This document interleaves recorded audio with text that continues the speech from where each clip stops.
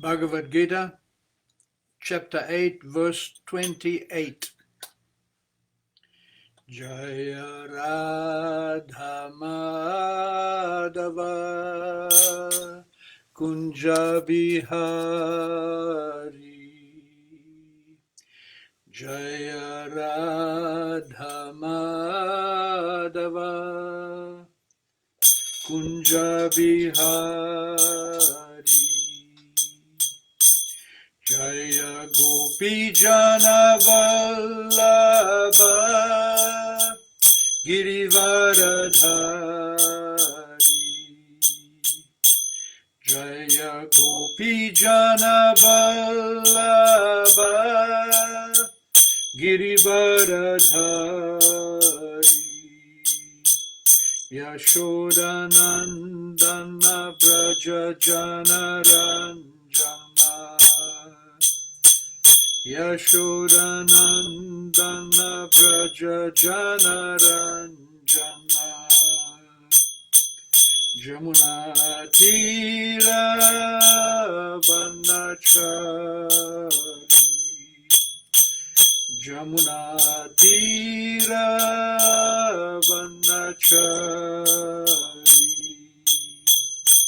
Jaya Radha Madhava Kunja Bihari Jaya Radha Madhava Kunja Bihari Gopi Jana Vallabha Girivaradhari Jaya Gopi Jana Vallabha Girivaradhari Yashodanandana Braja Jana Ranjana Yashodanandana Braja Jana Ranjana Jamuna Tira Vanachari Jamuna Tira Vanachari Jaya Radha Madhava Kunja Bihari Jaya Radha Madhava Kunja Bihari Jayam Vishnupada Paramahamsa Paribrajagacharya Stotara Sata Sri Srimad A.C. Bhaktivedanta Swami Shri Prabhupada Ki Jai Ananta Koti Vaishnava Vrinda Ki Jai Namacharya Sila Haridas Thakur Ki Jai Premsaka Ho Shri Krishna Chaitanya Prabhu Nityananda Shri Advaita Gadadhar Shiva Sadi Gora Bhaktivinoda Ki Jai Shri Shri Radha Krishna Gopa Gopinath Shama Kunda Radha Kunda Giri Govardhana Ki Jai Shri Vrindavan Mathura Dham Ki Jai Navadip Mayapur Dham Ki Jai Jamuna Mai Ki Jai Ganga Mai Ki Jai Bhakti Devi Ki Jai Tulsi Devi Ki Jai Samaveta Bhakta Vrinda Ki Jai. All glories to the assembled devotees. All glories to the assembled devotees. All glories to Sri Sri Guru and Gauranga. So tonight we're going to the last verse of chapter 8, because the in-between verse, this is verse 28. So from verse 22 to 27, Krishna mainly deals with the time the yogi leaves his body, how he can go to the heavenly planets or to the spiritual kingdom. So there's not much commentary on that. So we do the last verse, because next week, Wednesday, I will start a new project with the Bhagavad Gita. I will do all the verses from Bhagavad Gita from Srila Prabhupada's Shloka book. The Shloka book is a collection of the different verses that Prabhupada used during his preaching and during his writing. So the Bhagavad Gita verses are about almost 300, 275. So these are the most important verses of the Gita. So we will start at the beginning from chapter 1 and do classes on all the verses that Prabhupada actually quoted during his time with us. So chapter 8 verse 28, Vedesu yagyeshu tapasu chaiva daneshu ya punya palam pradishtam atyeti tat sarvamidam viditva yogi param sthanam upaiti chadyam Vedesu yagneshu tapasu chaiva daneshu yat punya palam pradishtam atyeti tat sarvamidam viditva yogi param sthanam upaiti chadyam. Vedeshu, in the study of the Vedas. Yagneshu, in the performances of yagna, sacrifice. Taphasu, undergoing different types of austerities. Cha, also. Eva, certainly. Daneshu, in giving charities. Yat, that which. Punya palam, the result of pious work. Pradishtam, directed. Atyeti, surpasses. Tat, all those. Sarvamidam, all those described above. Viditva, knowing. Yogi, the devotee. Param, supreme. Sthanam, abode. Upaiti, achieved. Peace. Cha, also. Adyam, original. Translation and purport by Srila Prabhupada. A person who accepts the path of devotional service is not bereft of the results derived from the studying of the Vedas. Performing austere sacrifices, giving in charity, or pursuing philosophical and fruitive activities. At the end, he reaches the supreme abode. Purport. This verse is a summation of the 7th and 8th chapters, particularly the chapters deal with Krishna consciousness and devotional service. One has to study the Vedas under the guidance of the spiritual master and undergo many austerities and penances while living under his care. A brahmachari has to live in a home of the spiritual master just like a servant, and he must beg alms from door to door and bring them to the spiritual master. He takes food only under the master's order, and if the master neglects to call the student for food that day, the student fasts. These are some of the Vedic principles for observing brahmacharya. After the student studies the Vedas under the master for a period from 5 to 20 years, he may become a man of perfect character. Study of the Vedas is not meant for the recreation of armchair speculators, but for the reformation of character. After this training, the brahmachari is allowed to enter into household life and marry. When he is a householder, he also has to perform many sacrifices and strive for further enlightenment. Then, after retiring from household life, upon accepting the order of vanaprastha, he undergoes severe penances, such as living in forests, dressing with tree bark, shaving, etc. By carrying out the orders of brahmachari, householder, vanaprastha, and finally sannyas, one becomes elevated to the perfectional stage of life.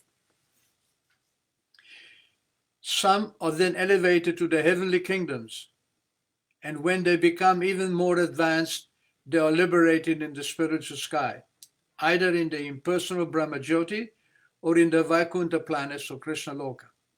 This is the path outlined by Vedic literatures. The beauty of Krishna consciousness, however, is that by one stroke, by engaging in devotional service, one can surpass all rituals of the different orders of life. One should try to understand the 7th and 8th chapters of the Gita, not by scholarship or mental speculation, but by hearing them in the association of devotees, pure devotees. Chapters 6 through 12 are the essence of the Gita.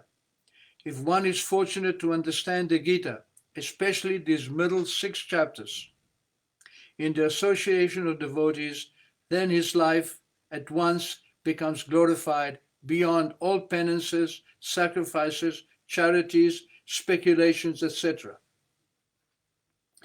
One should hear the Gita from the devotee because at the beginning of the 4th chapter, it is stated that the Gita can only be perfectly understood by devotees.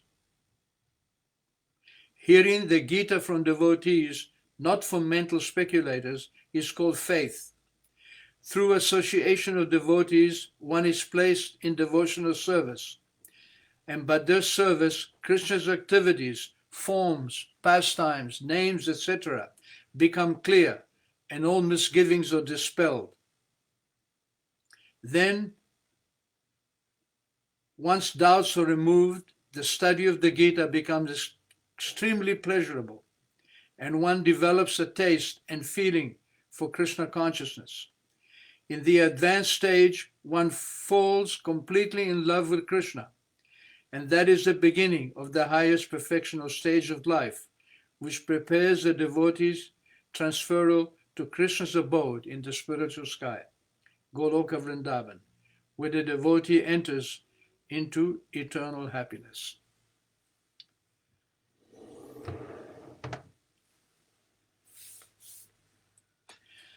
So in this purport, Prabhupada comments on the standard Vedic process for spiritual advancement, which is a gradual process of purification. It begins from the young age. It is actually aimed at the leaders of society. As I've often explained, the society is like a pyramid. At the top of the pyramid are the intellectuals and priests and philosophers. They advise the rest of society about the purpose of life. The motivation for these philosophers, which are called Brahmanas, or people who know Brahman, who know spirit, is knowledge. They are interested in gaining knowledge. And below that pinnacle of the pyramid, on a broader scale, in other words, more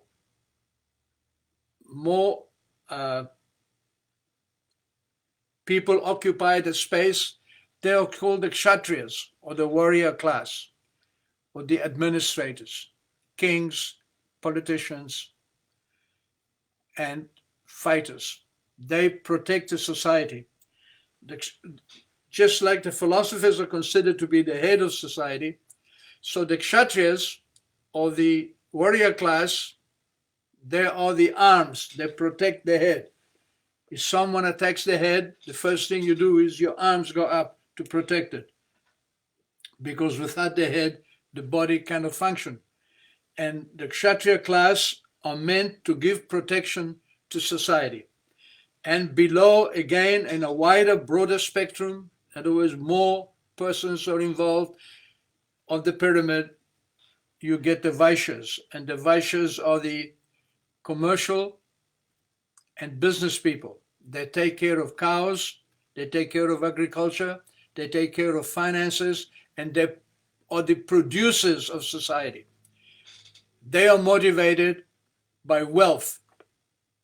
As I said, the Brahmanas are motivated by knowledge, the Kshatriyas are motivated by power, and the Vaishyas are motivated by wealth.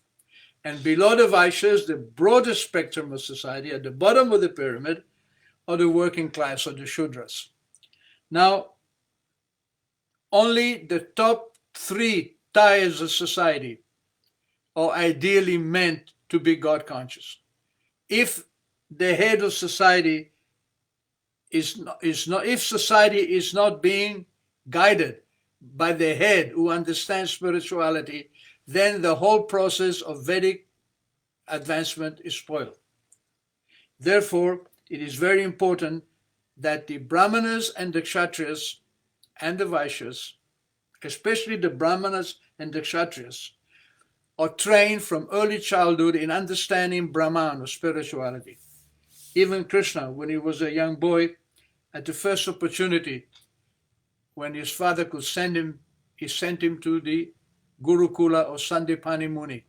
So Krishna showed by example that even though he is God himself, when he plays the part of a human being, and Krishna played the part of a prince, of a kshatriya, of a warrior, he was born, his father was a great king, Vasudeva, so he was born in a dynasty of the moon god. As a kshatriya, as soon as he was able, his father sent him to the Gurukul, and Krishna went, and by his example, he taught that the leaders of society have to be trained, have to be given, what is in spirituality? This training in spirituality is to give him an opportunity to understand, to come to the platform of enjoying the spirit. There are two, you can live materially or you can live spiritually. If you are trained from childhood to live spiritually, to control the senses, to control attachment of life, if you are given a chance by your teacher to train you in spirituality, you will never forget the pleasure, the peace, and the wonderful feeling that you get by understanding that you're a spirit soul. If you can understand you're a spirit soul independently of the body, the whole formula of life changes. A whole vista opens up. And this is given by the Vedas in gradual steps. So first training in celibate life, then marriage, and even within marriage, there are different aspects, different rituals one has to follow. At the age of 50, one becomes detached, becomes vanaprastha, travels with his wife to the different holy places. And because of the training received in childhood, that spiritual goal is not forgotten. Because even as we say in Christianity, Jesus said, what does it value a man if he gains the whole world, but he loses his imperishable soul? In other words, the purpose of life is to understand your spirituality. The special feature of human life is to understand that you're a spirit soul and you're part and parcel of the Supreme. So there was a discussion between Narad Muni and Vyasadeva. Lord Vyasadeva is an incarnation, empowered incarnation to present the Vedic knowledge. 5,000 years ago, there was no written Vedas. The Vedas were given by oral reception. People were naturally shrutidharas. In other words, people were so advanced, just simply by hearing, they would not forget. But because of the advent of Kali Yuga, that power of memory, that sensual power, became decreased, and Vyasadeva understood this. Krishna knows this. Therefore, he empowered Vyasadeva to put the Vedas into a written form. So Vyasadeva took the Atharva Veda and he divided it into 4 parts. Then he wrote the Upanishads, he wrote the Puranas, and in this way, he presented the Vedic knowledge in different divisions. Therefore, it is called Vyas. Vyas means one who divides. But even though he had performed such a huge task, he was still dissatisfied. Something disturbed him. Therefore, he approached his spiritual master Narada Muni, and Narada Muni said, the reason that you are not satisfied is because you have not accentuated the position of Lord Krishna as the ultimate goal in life. The reason you're dissatisfied because you have explained the process of spirituality only in gradual form, but you have not accentuated what is the purpose, what is the ultimate aim. And Narad Muni said, Ti atva sadharma sharanam bhujam hare vajan apagvota patet tatoapi yatra kwa vabhadram adbud amushyakim. That even if one comes on the path of pure devotional service, even if one dedicates his life to Krishna, and even if he does not fulfill the ultimate goal, even if he does not reach the destination, apaktva, even if his devotion doesn't become fulfilled, there is no loss. Whereas one who performs all his duties within the Vedic system or within the society, even if he becomes perfectly successful in human society, because he doesn't understand what is the ultimate goal of life, his effort become useless. Because when he dies, everything will be finished. Therefore, it is very important that we understand what is the ultimate goal. Now, the process of Vedic gradual elevation of society is not possible in Kali Yuga. It was possible in Satya Yuga, Treta Yuga, and Dwapara Yuga. But with the onset of Kali Yuga 5,000 years ago, interest in religion, training in understanding our spirituality, that became neglected. Even in our time, in my time, I'm 77 years old, when I was a child, going to church was very important. Having some kind of religion was considered essential for human life. There was no question of not going to church. There was no question of not believing in God. There were churches in every village, in every town. When I was born in Italy, every village had a church and a priest. He was the spiritual father of the village. And the mayor, he was a political father. The mayor took care of the necessities of the society, the material necessities, and the priest took care of the spiritual necessities. So at least once a week, people would bathe, dress in fine clothes, and go to church. They may neglect Monday to Saturday, but on Sunday, they went to church. In Islam, it was the same thing. Every Friday, they go to the mosque, they pray.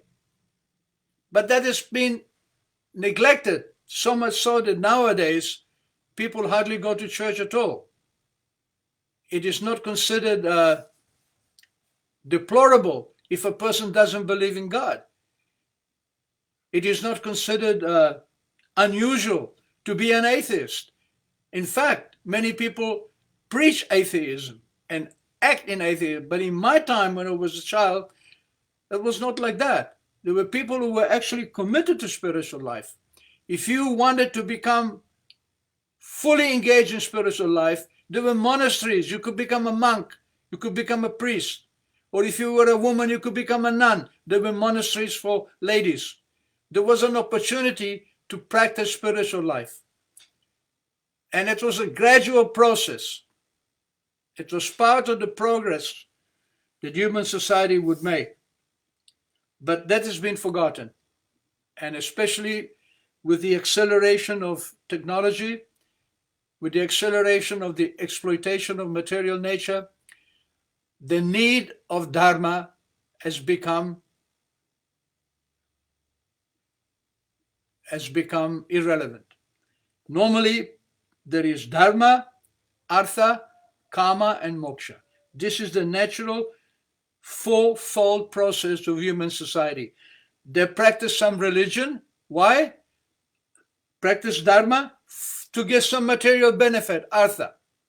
It's not that people were pure devotees. It's not that they go to church just to glorify God, or they go to the mosque just to pray to God without any motive. or even in India, that people go to the temple without any motive. No, there is a motive. And the motive is, please take care of us.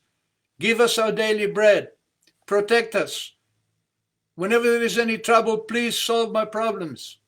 Please keep me from becoming into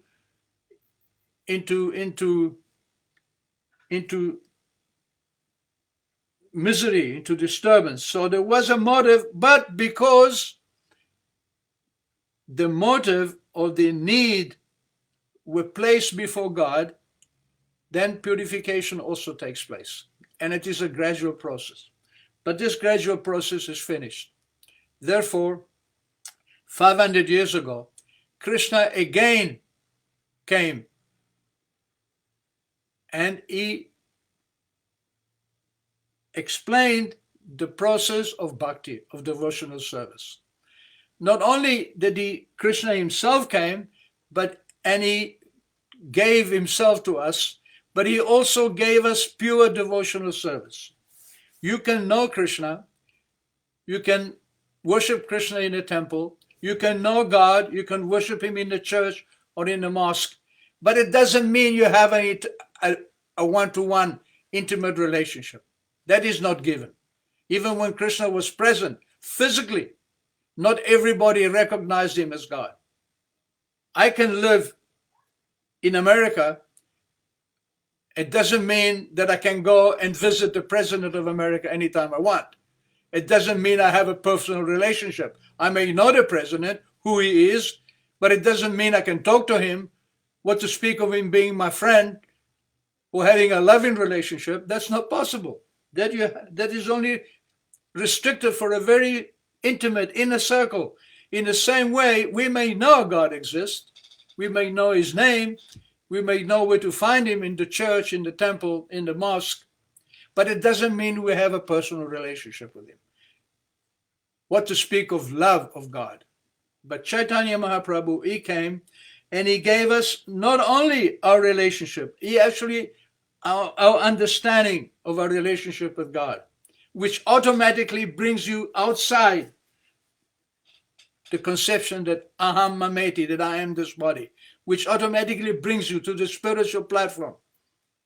Not only did he give us this, he also gave us love of God. Krishna Prema. Nitya Siddha Krishna Prema. Shadya Kabunai Sravanadi Sudachitta Karayodoi. He says, simply by hearing, simply by following the instructions of Mahaprabhu or his bona fide representative. We had no knowledge of Mahaprabhu. That knowledge of Mahaprabhu was given to us by Srila Prabhupada, at least here in the West.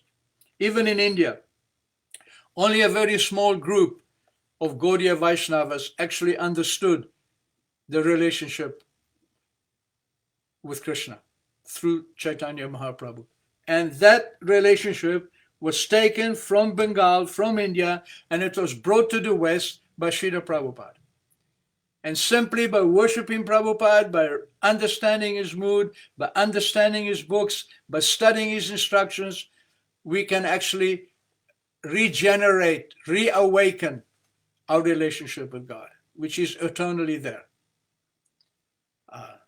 Just like we have a relationship with everyone. Everyone is connected. We are all brothers and sisters, and Krishna is our Supreme Father. We can develop a relationship with anyone simply if we take the trouble to. But the topmost relationship is the relationship with Krishna. And when we do this under the direction of a pure devotee, then we become Krishna's friends. And when we become Krishna's friends, when we have a friendly relationship with God, then we can understand our relationship with him. We can transcend this material conception. This is the whole idea. Good. So we'll finish here. This is the end of the 8th chapter. And as I explained at the beginning of the class, from next Wednesday, we will start the Bhagavad Gita classes following the important shlokas which are assembled in this book, the shlokas of Bhagavad Gita which Prabhupada used during his preaching, the most important verses of Bhagavad Gita. There is about 250 of them. We'll start with chapter 1 on Wednesday, and we will continue from there. Good. Thank you very much. I see this, some of our devotees have joined us. Pranjal Joshi from Jaipur. Jai Hare Krishna. And Shiromani Leela Devidasi, Hari Bol. Accept my obeisances also. And Anna Maria Monchada, Hare Krishna. So there is no question. If you have any comments, please feel free to write them. And I will read them again later in the evening. Thank you for participating. And all glories to your devotional service. All glories to Srila Prabhupada. Hare Krishna.